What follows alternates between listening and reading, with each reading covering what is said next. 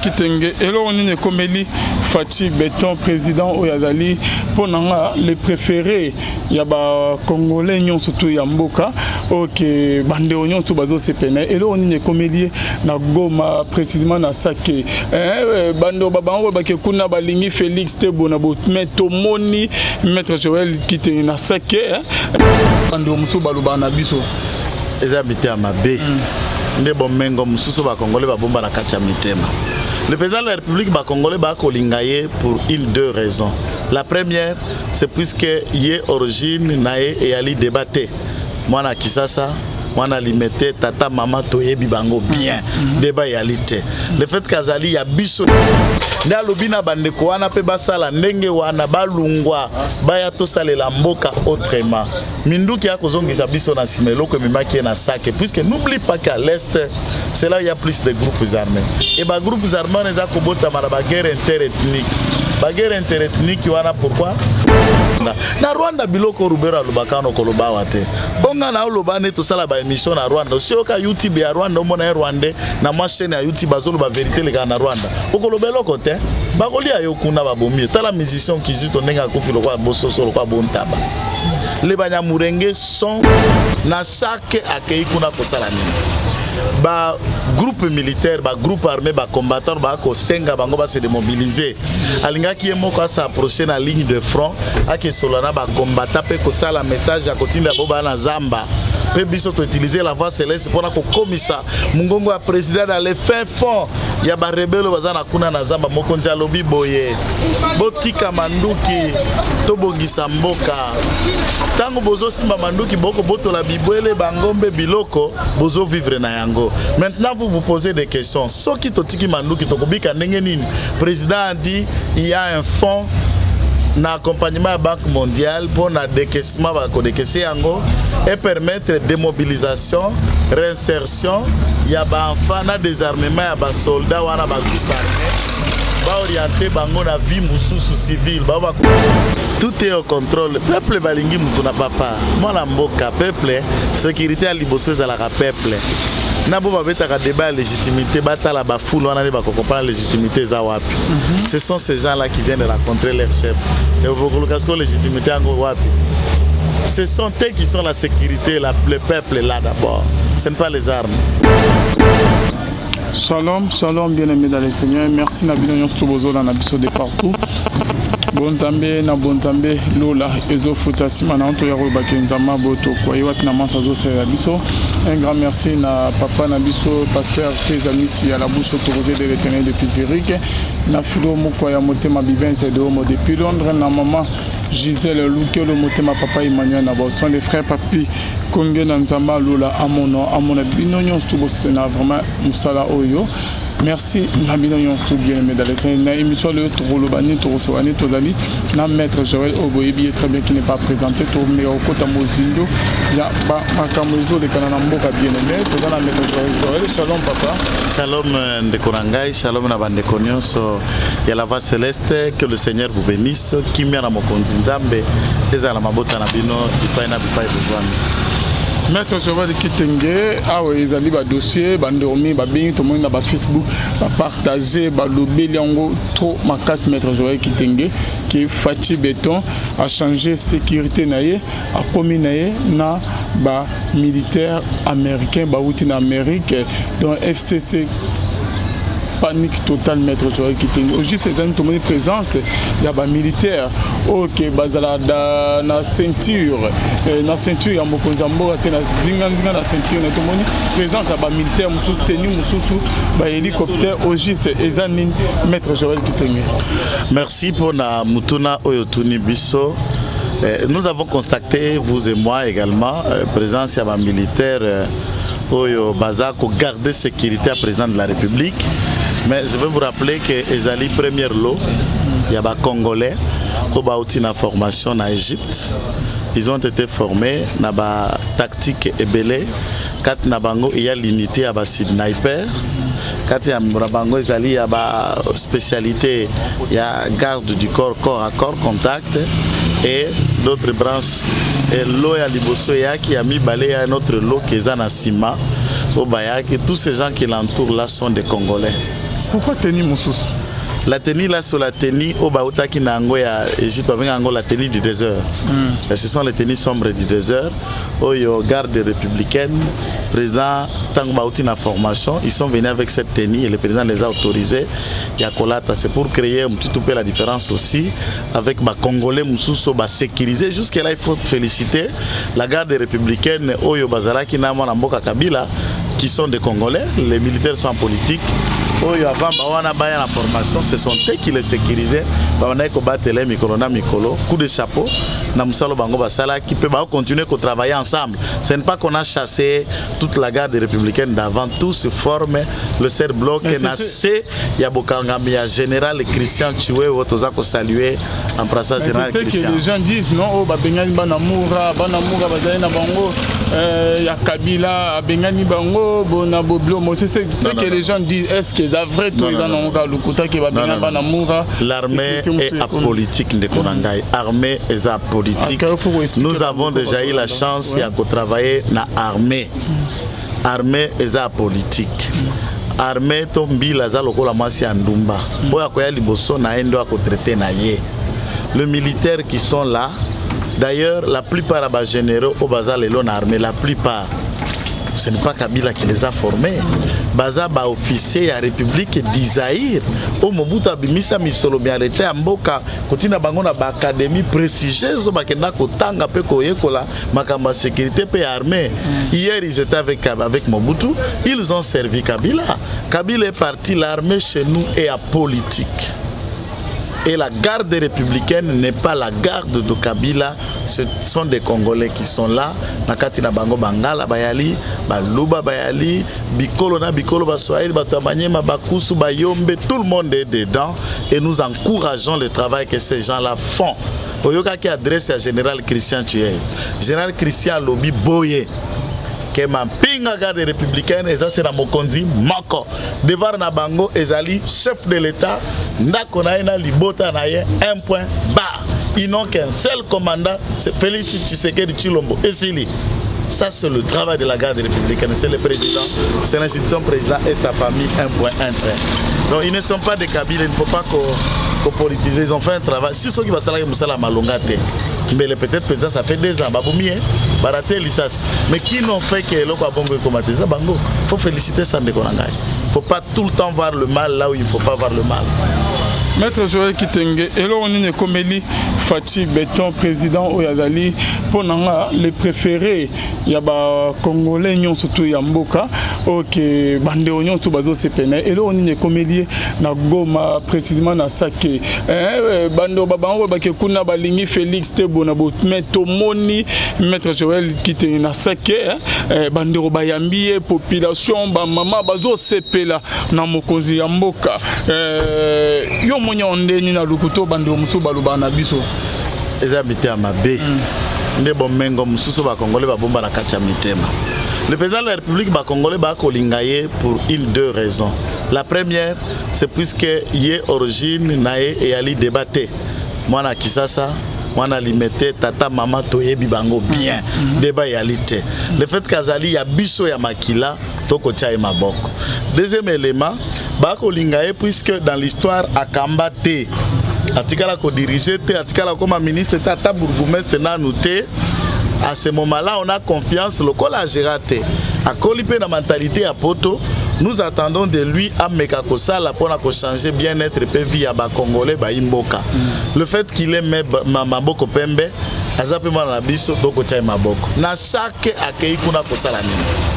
Ba groupe militaire, ba groupe armé, ba combattant, ba ko senga bango ba se démobiliser. Alinga ki moko sa approcher na ligne de front, ake solana ba combattant pe ko sala message ya kotinda boba na zamba.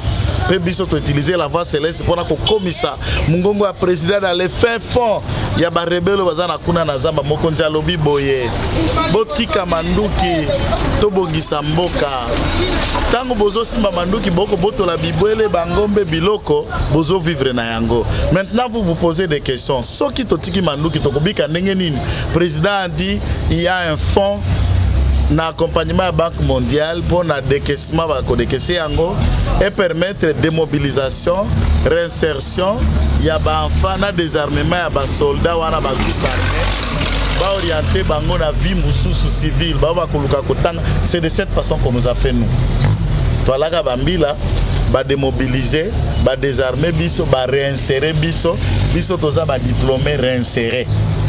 Donc nazwaka kirsis normal te na eko kata kasi na ke na armée na uti na armée tangu nazongi sous vie civile nazaki na kama diplôme d'état na ngai babite okosala na bite mission na nga bosunga nga nazwa nani bourse na tanga droit basunginga batenga maboko lelo na ma diplôme pe na ko vanda pona ko kabola na baimboka makanisi nda lobina bandeko wana pe basala ndenge wana balungwa baya tosalela mboka autrement minduki ya kozongisa biso na simeloko memaki na sac puisque n'oublie pas qu'à l'est c'est là où il y a plus de groupes armés et ba groupes armés les a kobota mara ba guerre interethnique. La guerre interethnique wana pourquoi o alaki soso na biso o babuka ki ngombe na biso o ekolo eza komone la biso alors chaque tribu akamata ba jeune nae a mobiliser sokoli bango bakisi ya bokoko bango pe basimi ba machette basimi makonga basimi ba calibre 12 basombi su manduki bakokamata ka babotoli basali pe yango kama troupe bakomi ko sécuriser village pe mboka na bango et cette façon à circulation d'armes bakipe na do chimola or na bango bandiko kende ko kata ba kolta na bango. Et à ce moment-là, tout est devenu business avec armes, business du sang, business avec la mort. De mon konzake ko démobiliser à quelque solo là. Nana ko profiter de l'occasion pour na ko senga na mokonza mboka. C'est vrai. Akoki kozongi c'est la suba mon pape te ndenge zalaka na tango ya impère a installé ba mon pape pour na ko propager l'idéologie il y a un mouvement populaire de la révolution à l'époque. Mais nous voulons appeler au président de la République na ba meeting populaire. Au Mobutu Bando Sala na Sélé, na ba descente chaque samedi, il parle de toutes les questions de la nation. Pour mental et à Congolais, ils en ont besoin. Biso aussi utiliser les médias, c'est pour tenter de mobiliser le mental du Congolais. C'est pour tenter à quoi appeler la conscience du Congolais. Vous comprenez? Mais les uns croient, les autres nous écoutent, les autres traînent encore. Tous en kondima ke bakolanda biso pour tout tia maboko na Congo. Ceux qui par exemple Rwandais va gagner. Qu'est-ce que nous, vous et moi, même équipe, yo za na potonga qui ça tous équipe moko équipe na biso kombo nango Congo. Vous n'allez pas me critiquer moi qui est ici ou vous n'allez pas être contre moi puisque ma casse non na ma casse c'est comme si les attitudes qui font les ennemis et à cause de ça va tout pour que va trouver critique, va chola, va se va trouver argument. En tout cas, natika la communauté joueur à Barcelone a kobeta na terrain siko joueur ya ba à Barcelone moko abukani na terrain ya ba Barcelone bani kobeta maboko zui to ba supporter à Barcelone et pas ba congolais na ko kama on ne comprend plus entre ba dirigeants na biso senge to tia maboko na ba dirigeants l'attitude que nous avons contre les dirigeants nous les encourageons pas. Prenons le cas entre si c'est les dirigeants c'est contre les Rwandais. La manière dont les gens analysent c'est comme si ils sont d'accord de l'échec de Tshisekedi. L'échec de Tshisekedi c'est ton échec qui est aux États-Unis, aux à Londres, aux à la WAP. C'est ton échec aussi, c'est mon échec. C'est votre échec de Calvin. C'est nous Congolais qui échouons. Et dans cette période, il y a passé Naba Covid et autres. Nous avons intérêt d'aider le président. Il y a qu'à pacifier Est, il y a qu'à longa à Paris, il y a insécurité. Et pour tenter de parler développement, il y a classe commandant lundi. Il faut qu'on mobilise là-bas pour que bana ba ici ka kokende kelasi soki bana lobi batangi kuna te quel avenir demain va comme batata mikolo ba kokufa et l'Est va disparaître puisqu'il n'y aura pas des enfants qui iront à l'école. Ça sera un problème puisqu'il n'y aura pas la relève. Voilà un peu de questions que le président ça lui préoccupe et de ce travail il est allé jusqu'à ça que na Ituri kuna na Masisi pour na kokende kotambola et je crois qu'il va faire quelques petits tournées avant de rentrer à Kinshasa. Nous attendons vraiment que les résultats est à la réelle, c'est notre souhait. Maître Joël Kitenge, par rapport à ce qu'il y a, toujours dans le dossier, il y a Minembwe. Président de la République, Félix Tshisekedi a réagi. Lobby qui à suspendre l'installation de la commune de Minembwe. Réaction de l'opposant. Ma réaction, c'est ce que nous avons demandé au président de la République de faire ça. Va étudier ce que question à l'installation de la commune rurale cas par cas pour voir les communes qui remplissent les conditions il y a qu'à remplir yango, il y a cas par cas. Lorsque ces conditions-là sont remplies, dès qu'on permettre biso, il y a tout continuer, n'est-ce pas, na ko installer la commune ou que la commune rurale. Mais j'appelle le président que la suspension est suffisante. Il faut rectifier décret wana en étudiant chaque dossier par commune rurale. Et à Feriaminembo, c'est un village habité par les Banyamulenge qui sont les nôtres. Nous avons besoin de Banyamulenge, éleveurs, Bangombe. Nous avons besoin de Banyamulenge qui sont des généraux, des colonels, des majors. Nous avons besoin ce sont nos frères et sœurs. Ce n'a jamais été mon point de vue et je l'ai déjà fait devant vous, se redire. Moi je dis ce que le président a dit et je vous ai démontré que Banda Zahir, comme déjà Congolais, il faut tout évoluer à l'ouka solution palliative où est commettre Banyamulenge en sécurité, Babembe en sécurité, Fulero en sécurité, mais et que ça la paix Banyamulenge va apprendre comment s'intégrer. En faisant un choix tout en considérant que le Congo chez eux va s'intégrer activement dans le développement du pays, pas dans le développement de la communauté seulement. Le développement du Congo tout entier va se considérer que le Congo tout entier c'est chez eux et va s'intégrer en oubliant leurs origines, d'où ils sont venus au Rwanda par exemple, et penser que le Rwanda c'est pour Kagame et les autres. Ils sont libres ici qu'au Rwanda. Na Rwanda biloko rubera lubakano koloba wate. Onga na olobane tout ça la ba émission na Rwanda. Si oka YouTube ya Rwanda omona Rwanda na ma chaîne ya YouTube bazolo ba vérité les gars na Rwanda. Okolobelo côté. Bakoli ayo kuna babomi. Tala musicien qui dit tonenga kofi lokwa bososo lokwa bontaba. Les Banyamulenge sont viables et libres ici qu'au Rwanda. Bana venir kunate. La décision du président elle est bonne, mais va rectifier ces décrets, va surseoir cette installation, mais qu'on réfléchisse du point de vue légal, qu'est-ce qui doit être fait pour Minembwe, pour permettre la convivialité à la communauté Kuna. Nous attendons ça et ça va intégrer la paix pour tout le monde. Merci beaucoup. Mais là, comme ça, mon consambo a dit que Azalko courant a monté. Non, non. On est à Makanisi à FCC. Ce n'est pas maintenant Roubero seul. Pour Moutouazala qui chef de délégation dans Nathalie hors de démission, et Zala qui ministre de la Défense. Ministre de la Défense, Aza Moutoua Est, Aza Katangé, Aoutina Katanga. Yende Emile Ngoymuke na yependa bandai kolobatanga za ko installer c'est lui. Les ana ba attribution na été c'est que basorola ki ango na pli au bureau à FCC. Pona nini na ebité. Il faut pas que politiser kana il faut zengeli za la politiser te. Tant ba uluko FCC au cash. Est-ce que na Minembo ana na ba Fulero na ba Bembe tous ce sont des FCC. Vous pensez que les gens de Minembo là les villageois ont quelque chose à voir avec les FCC et les cash? Ne prenons pas en otage le Congo comme si le Congo égale FCC, le Congo égale cash, comme le Congo doit voter vert ou voter rouge. Non, non, ne politisons pas notre population. Dans nos populations, il y a des gens qui croient à la politique, il y a ceux qui font la politique et ceux qui ne font pas et ceux qui ne croient pas. Il ne faut pas que même ma village soit comme la politique. Il faut que nous soyons non, non, non. Idée unitariste sende loko toboya tango tolongola un père lokola parti état makanisi be moko tata moko. Nous sommes dans la démocratie. Les gens de Minembwe sont libres de devenir membres de l'IDPS, sont libres de devenir membres du PPRD, de l'INC ou de ne pas s'engager à aucune association. Au commun, faire ça derrière le dos et que profiter nanani. C'est là où maintenant Batbako se réveille, c'est qu'Azarias n'a pas balkanisation. C'est pourquoi je reformule encore ma décision. Décision à Soukoto Sengeli Tomo Natango à Kozonga Goma, Kolongo Lazarias na gouvernement. On ne veut plus voir Azarias na gouvernement. Oh non? Non, non, non, non. Moi, je ne serai pas à l'aise de voir ce monsieur dans le gouvernement.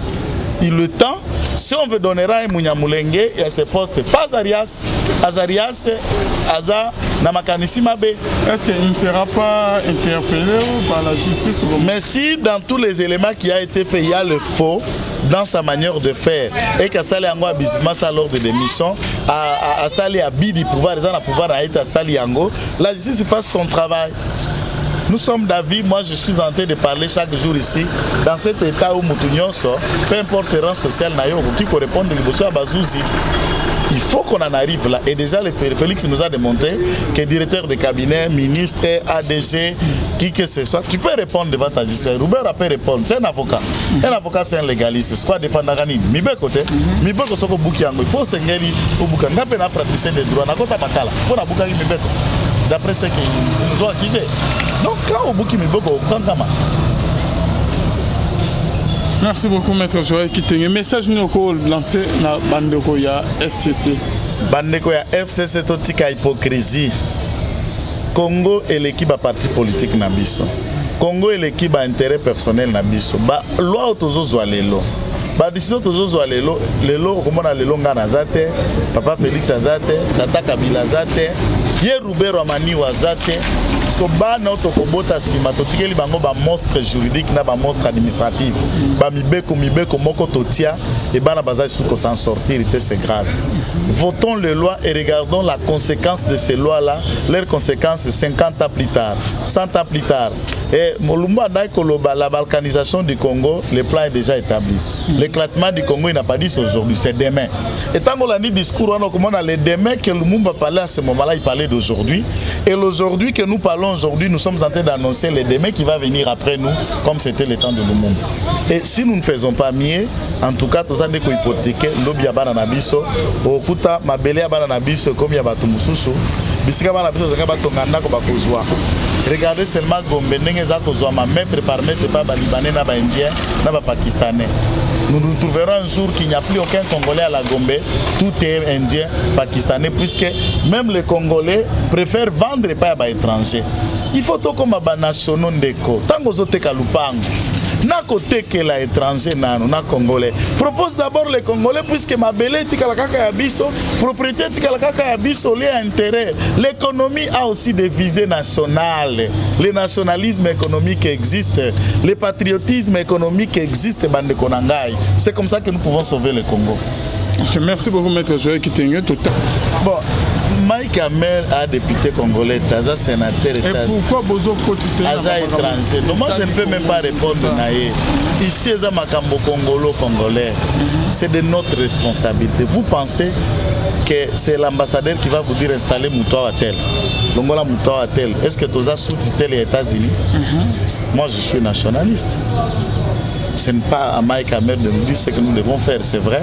Dans le rapport des nations, à niveau diplomatique, on peut échanger, on peut être bénéficiaire à ma proposition, à ma conseil. Est-ce que tu nous soumis des mesures d'application chez nous? Ça, je dis, c'est grave. Je voudrais ici que les Congolais, nous regardions en face à qui profite de cette installation. Ce qu'ils ont remplir mes côtés. Ce qu'ils ont qui de manière brutale et sans qu'on informe le président de la République, sans qu'ils aient débattu dans le Conseil des ministres. Pourquoi cette précipitation? Si Azarias Lubela veut vraiment que le Banyamulenge ait aussi une existence autonomique, est-ce que c'est cette commune qui va donner une existence au Banyamulenge? Lui qui est Munyamulenge a déjà été vice-président à Mboko Yondekonanga. Il a posté mon cœur. Lui qui est Munyamulenge a déjà été plusieurs fois ministre, sénateur, député. Est-ce que ça posté mon cœur? S'il a déjà été vice-président, il a déjà été député, ministre, qu'est-ce qui manque pour Munyamulenge? C'est de devenir président. Ils ont déjà été ministre des Affaires étrangères, Bizi Makarala a été ministre de la Défense, James Kabaré ou le reste. Ils ont occupé beaucoup de postes ici. Ce qui manque au Banyamulenge, donc, c'est devenu président de la République qui cherche maintenant. Pourquoi démesurer l'ambition à Bangote? C'est là où nous nous posons des questions. Ils veulent quoi? Ces villageois-là n'ont pas dit que pour Bango Baboko la Bango mais na Bango pour vivre, il faut qu'à Mboka village de Bango comme commune ne pas se sentir congolais. Non. Ils peuvent rester et qui minent toujours village, ils sont congolais. Est-ce que pour que moi je sois congolais, c'est quel village on a Alvin Babengango commune ou bien ton village à toi Babengango commune, donc comme congolais? Non, non. Faisons la part des choses, cher monsieur Ruberoa et tes amis. Ndekobizi Makara qui est dans ton cabinet, qui te conseille peut-être à mal, vous devez réfléchir autour de la question. Bozoko kaka ko bakisa lisusu ko inana, yabite mana bandeko na biso na bandeko na biso Banyamulenge to inana. Et il y a lié, si vous dites être congolais, de penser pour le Congo, de penser pour le développement du Congo, de penser pour son économie, pour l'émancipation, que de penser des réflexions sectorielles. Biso, biso, biso, non. Même Bible Zakoloba, celui qui se tient à l'écart, Proverbe chapitre 18, verset 1, celui qui se tient à l'écart cherche ce qui lui plaît et il se manque des autres. Pamitiaka bakobana esika batie bakite yote kiti pembeni bato baolia na sani yokulingaka olia kaka moko pembeni amona bato mosusu pamba pe aza koluka oka kezo sepelisa ye moko. Dans un état il faut chercher aussi où eza kosepelisa basusu. Faut pas voir seulement ton intérêt. Mais Monsieur Joël Kitenge, Félix Tshisekedi tient à ce que Joseph Kabila, ex-président, vive paisiblement. Comment on a les candidats qui va interviewer non? Bien sûr, c'est sa volonté comme président de la République. C'est sa volonté, il tient à ça que Kabila vive paisiblement, puisque d'un côté, au-delà de toute la mégestion à Kabila à 18 ans, c'est là qui est chaotique. Mais il ne faut pas aussi oublier que dans l'histoire, c'est un ex-président de la République qui a dirigé le pays et qui est là. Et nous voudrions le voir, un ex-président de la République qui était là, qui est là. Mais ce qui justice à cause de la Makambona Kabila, ça c'est la justice de le faire. Lui, président de la République, il a dit à Kofinete. Lui, il parle de lui comme institution, président, comme l'individu Tshisekedi. Il n'a rien à voir. Et je vous ai toujours dit, Félix n'a rien à voir ni avec Kabila, ni avec Wilane, ni avec Chadara. Il n'a pas un problème personnel avec eux. En écoutant leur discours, c'est eux qui ont un problème avec Félix. Puisque. Merci, Maître Joël Kitenge. Le soir, il y a des juges. Oyo, Félix Tshisekedi à lobby, Atikali à lobby, que les deux juges sont en Abango, carrière en Abango et Sili. C'est fini puisque vous n'avez pas perdu, c'est fini. On a déjà expliqué. Est-ce que Bako Tikaka n'a pas poste? Ils n'ont pas de poste. Pour le moment, ils n'ont pas. Liboso, si l'ordonnance est abrogée, ça veut dire l'ordonnance est Bakomaka. Na disposition ya Souka wana bameka disposition transitoire paragraphe ya Souka. Cette ordonnance abroge toutes les dispositions antérieures. Ça veut dire bamikanda maloboy komamaki ava ezalaki liboso et abroger longoli yango. Qu'est-ce que ces abrogations ana? C'est les ordonnances où ça la bango ba juge na cour constitutionnelle. À ce jour bazaka ka ba magistrat. L'ordonnance où est engagé bango na corps ya magistrat des alliés. Et c'est cette ordonnance-là que le président doit rappeler pour révoquer Bango. Et c'est fini puisqu'ils se sont montrés ni na recours, na délété, ni na attitude. Et en plus, il faut consulter un avocat ou Moussala Nebeko Finga, Koloba, n'a qu'à saboter le président de la République à travers les médias. Sauf s'ils pensent si en disant dans les médias des présidents à changer de décision, ils ont fait une erreur de choisir un avocat très très déséquilibré, qui ne peut pas les aider et qui n'a pas un crédit dans le milieu politique ou judiciaire. Il n'a pas un crédit. Merci beaucoup. Ça n'a fait que venimer leur dossier. Ils peuvent gagner dans le dossier, faire autre chose dans la vie. C'est tout. Aussi, peut-être non, Chadar a Kosaki Bango. C'est Chadar qui les a menti. Chadar qui les a menti qu'il y a meilleur Golobabou. Il faut être à Batunion Sobaza pour imaginer si il y a fait ceci ou cela. Bagotelamis, Mabota, la Bangona Bana, Bangone Bagokemba. Elle va la renvoyer ou révoquer. Il y a même pénal à l'obité, silence, là, ils ont banni. À l'Obani, n'a pas signature.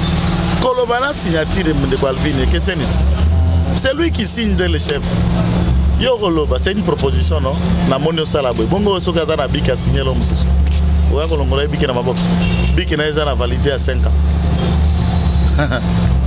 Papa, vous n'avez pas un autre chef, Bandeko FCC, chef Tshisekedi. Vous voulez un poste ou vous voulez rester au poste? Allégeance, respect à Tshisekedi au Kovandawan. Au Tetuki, Etalio, au Zonga Somel. Message non, il y a souvent Maître Joël, du début jusqu'à la fin. Peut-être na mituno na tuniote pour répondre au message à Souka Zambote pour na bango. Merci mingi pour na ba de konyoso ba komela kabiso, pour ba benga kabiso, que le Seigneur vous bénisse. Numéro na biso yangwana ba ko benga ba bengi. Merci beaucoup, Maître Joël. Merci na bande union tout balanda biso. Bozambe na bonzambe yes de Mosuki Suleiman et tu jamais. Toujours comme toujours na émission na biso. Mokonzi mboka zon akan Maître Joël. En tout cas, j'en ai été yebi ngona noté azana na tourner na l'est dès que sera fini. Tokomona ye awa, je n'ai pas la maîtrise de son agenda. Il n'y a que protocole de Tobacco Tambolana qui connaissent son calendrier. Mais dès qu'il aura fini, il va rentrer ici. Non, c'est passé normal. Tout est au contrôle. Peuple Balingi Mutuna Papa. Moi, la Mboka, peuple, sécurité à Liboseuse à la peuple. Nabo babetaka débat à légitimité, batala ba foule wana ba comprendre la légitimité za wapi. Ce sont ces gens-là qui viennent rencontrer leur chef. Et vous voyez que légitimité en wapi. Ce sont eux qui sont la sécurité, le peuple là d'abord. Ce n'est pas les armes. Merci beaucoup, Maître Joël Kité. Merci na Johnny Kamande, Azaïs ma caméra. Merci na Bino Nyonsto, Bolandaki Biso, Bonzambe, na Bonzambe, Lola, Ezo Futa. Simana Anto Yaro Bakenzama Boto, Koiwa bien aimé dans le Seigneur. Merci. Na bando Nyonsto Bazola, na Biso Ba, Oyo Banana Posa soutenir, Biso Boko, Benga Biso Boko, Biso. Et Rosala vraiment bien. Makasi, depuis tout cela qui appelle Maître Joël, les réactions mortes, attendent des commentaires à béni par rapport à Bandeko, tout ça pour soutenir, pour ça la plateau na Biso, pour bâtir ba matériel, pourquoi pas que ça la chaîne na Biso, tout côté na TNT. Message nous pour lancer. Côté, je les regarde en face. Boyebi numéro de Calvino, Boyebi Banda Bambula na Bambula. À mon côté nous a donné quelque chose pour appeler. Je ne sais pas si c'est venu dans d'autres. Mais sauf une seule promesse qui est vraie et qui est réelle, c'est à gouverneur et à Sankourou, qui nous promet de prendre un bureau chez lui. Nous sommes en train de tout aménager. Maintenant, ça demande, il faut beaucoup de budget. On a l'autorisation, ça, on ne va pas payer. Donc on peut s'appeler garantie. C'est la seule autorisation. Il n'y a pas seulement la Potavane en France. On a comme gouverneur à Sankourou. C'est la seule autorisation que je lui ai parlé. Il a accepté de nous accorder cela. À part rien pour me soutenir. Merci beaucoup. Mokonzi, comment on a dit, comment il y a papa là? Gouverneur Joseph Stéphane Moumad. Ok, Nzama Lola, Amonae, Sikazola, c'est un matériel, on est un peu au bon. C'est donc, Bando Bazola, on a vu ce numéro, il y a Maître Joël P. On a beaucoup en contact, on a vu ce numéro, Oyo, Tokomiwana, et qu'on a vraiment bien marqué. Merci. Nabino tout na John Kamanda Zaïs ma caméra, Nabino tout, Bolinga, Biso Tika Nzama Lola, Amona Bino, on se retrouve à la prochaine.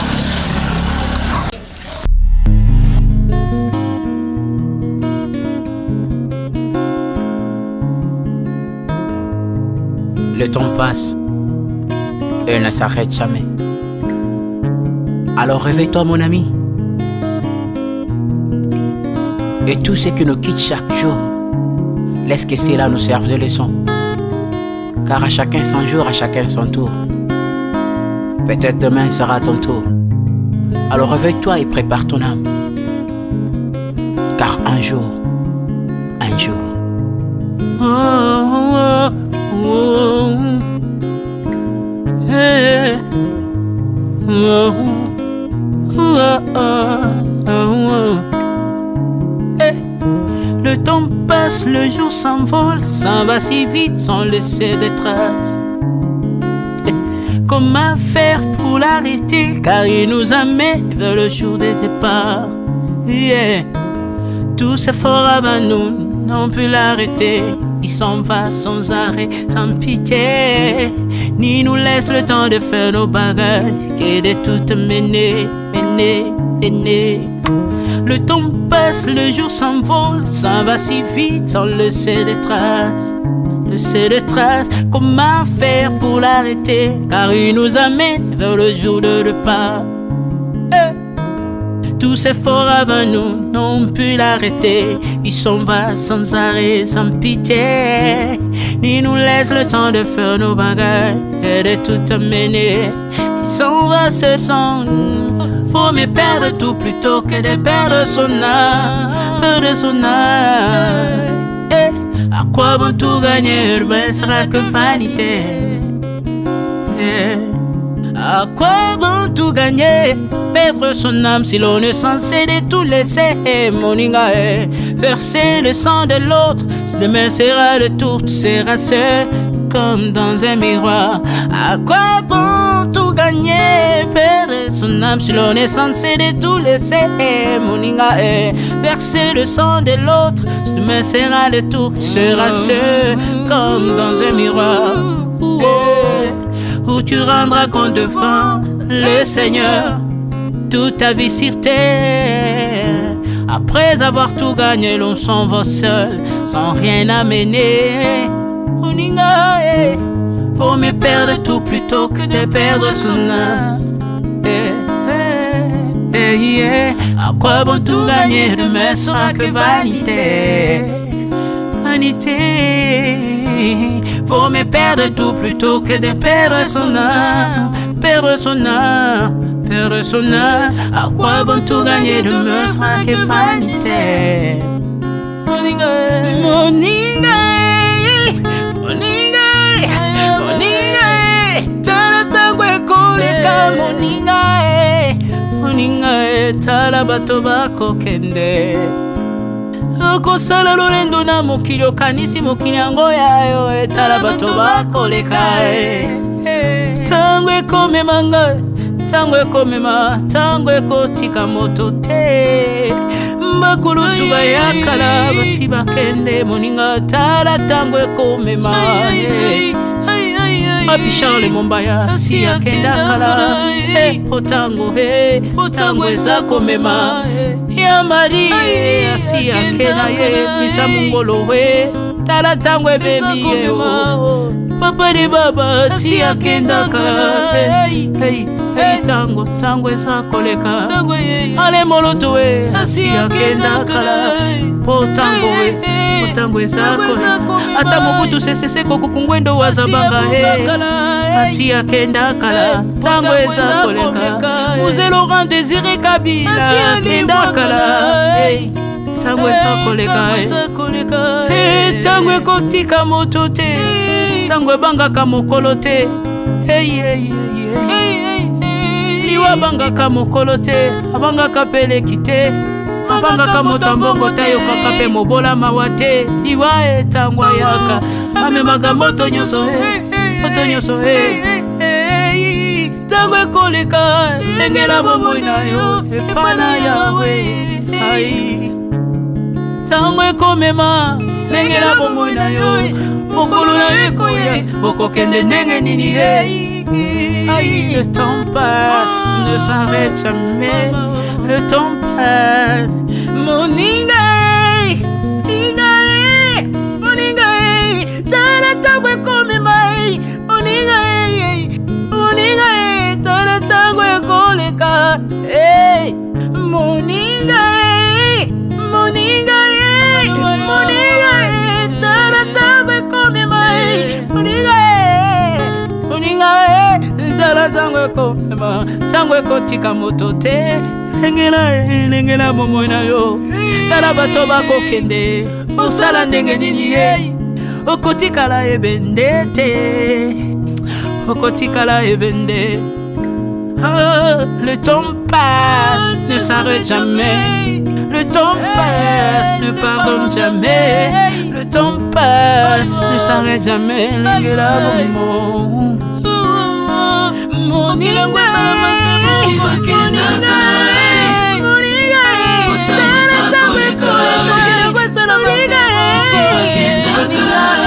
tala tango ekoleka ekolo nyonso bato bakokealela mpona nini alela mpona nini tango eza koleka.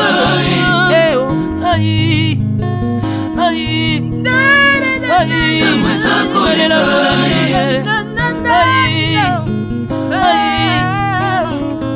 tango eza koleka. Le temps passe. Alvin Ebeya tala tango ekoleka, tala tango ekoleka. Nabongisa bomo nanga mpona nini bato bakokende biloko nyonso ekoleka.